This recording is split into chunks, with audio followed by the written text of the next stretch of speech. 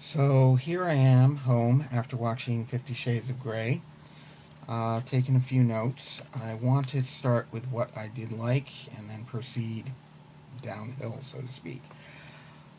What I did like, aside from the production values and a good deal of the cinematography, was quite eye-catching, was the performance of Dakota Johnson. She had a range of emotion. She also portrayed Anastasia Steele growing or evolving over time, and I think into quite an impressive character.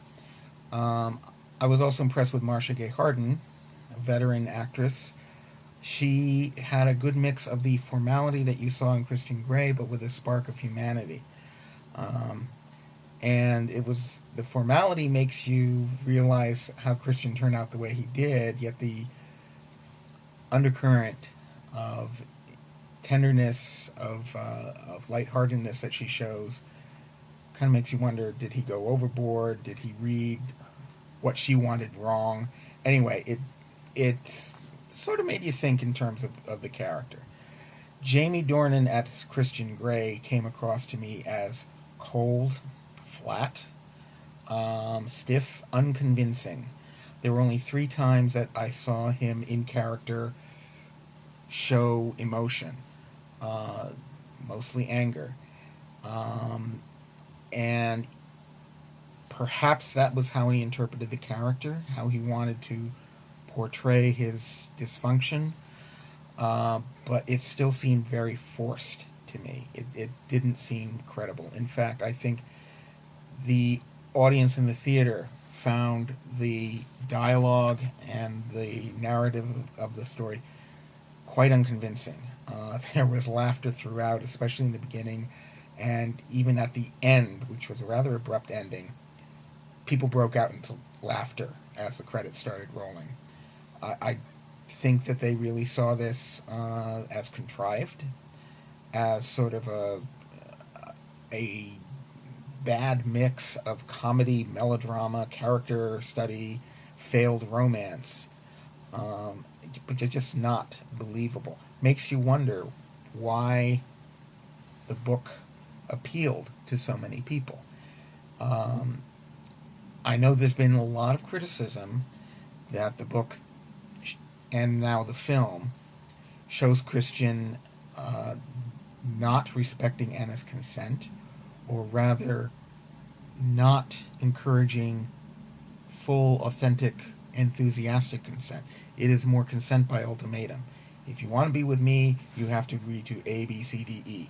Even when they're negotiating in a boardroom, the details of the contract, it's only the details. It's not the underpinning that he wants a relationship a certain way, and what she wants is not really relevant. In fact, he assumes to know what she wants.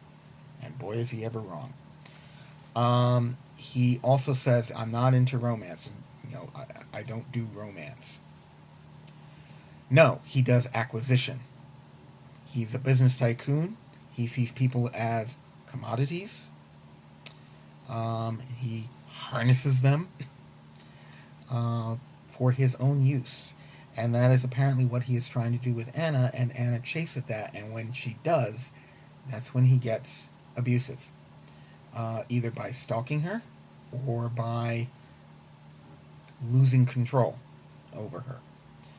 Um, I think the only reason that this appeals in the American market is that our culture has a rather dysfunctional view of what consent in sexual or emotionally intimate relationships is supposed to be. We don't really encourage a full discussion of negotiating consent and boundaries and mutuality. And that is what shows in the dynamic between Christian and Anna. Um, and it's that mismatch of expectations. And I think this is also where the mismatch of portrayals comes through, because Anna is growing, Anna is realizing what she really wants, and in the process she realizes she ain't gonna get it from this guy. whereas he simply wants what he wants, assumes he knows what's best for Anna, and when she walks away and tells him not to follow her, well, of course he's going to be disappointed. But it's not her fault. Now, there are going to be some who, on hearing this, are going to tell me, well, wait a minute, isn't BDSM about acquiring? Whether it's the master acquiring the slave or players acquiring experiences? No. That's the fantasy. And just as Christian doesn't understand and respect consent, doesn't understand and respect safety, he doesn't have a very sane understanding of BDSM. And this is the major reason why. He doesn't realize that you don't actually own the person. You gain their trust. You learn from them just as they learn from you.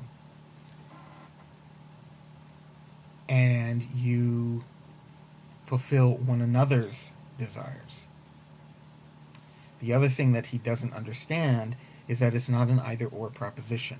This idea of his saying that he doesn't do romance and chiding Anna, what do you want, hearts and flowers? And she chides him back, is all you can do whips and chains? Guess what? It's not mutually exclusive.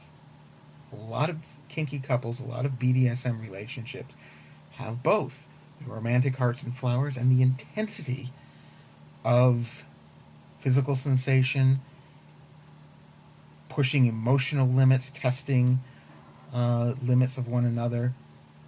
Again, within safe confines. And for him to not realize that that's a common misconception throughout mainstream culture. And it's something I think that those of us who are trying to educate, whether about sexuality in general or about BDSM in particular, what we need to do is empower people to think beyond these either-or dichotomies. And I think when we do, we're going to have much better narratives than 50 Shades. So, overall, this is a disappointing movie. I'm not surprised because it was drawing and being faithful to a very disappointing source material to begin with. The only reason that I would recommend people seeing it is I think Dakota Johnson has quite a career ahead of her. But other than that, I wouldn't really recommend this as a movie worth watching. So there's my opinion. Take it or leave it.